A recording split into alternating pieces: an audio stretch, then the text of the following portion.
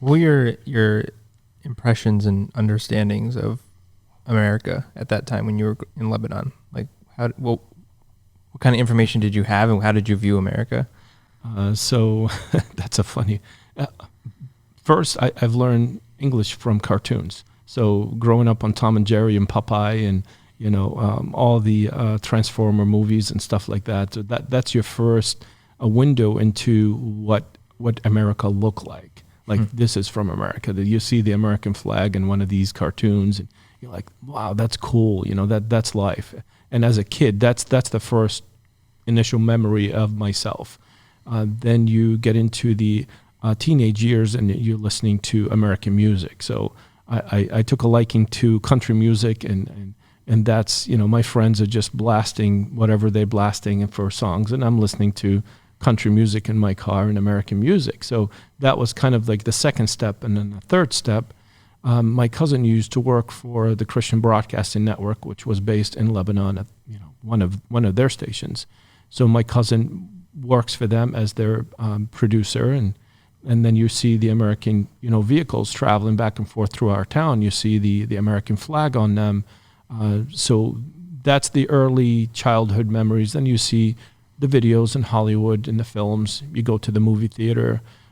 These are the kind of early indications or introduction to that there is something else out there. It's different from this, and I don't want this. I want that, and that's kind of the initial memories of there is another world out there. Because if you live in that country, how would you know there is another country?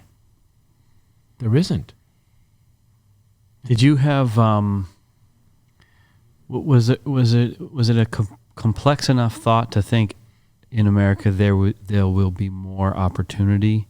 Like, we have these limitations here, but those limitations won't be there, or is it not that complex? It never crossed my mind. It never came up that you would hear stories that people migrated here in the early days and they all made it. They all became somebody. There was no stories ever, besides maybe one of my uncle's stories that he came in the early 1900s here and he disappeared.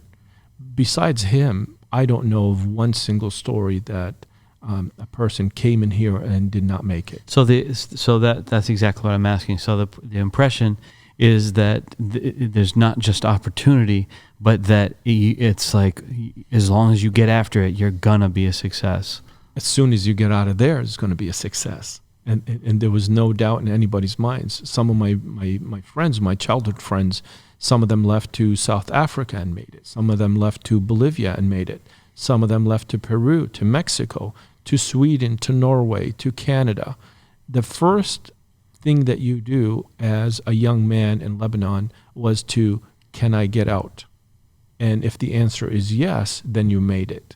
There was no doubt in anybody's mind that they're going to struggle, that they're going to have to work 10 times harder than anybody else in that country that they're going to migrate to. But there was no doubt in anybody's mind that if you don't work as hard as you could possibly can, and if you give it your best, that you're going to succeed no matter what.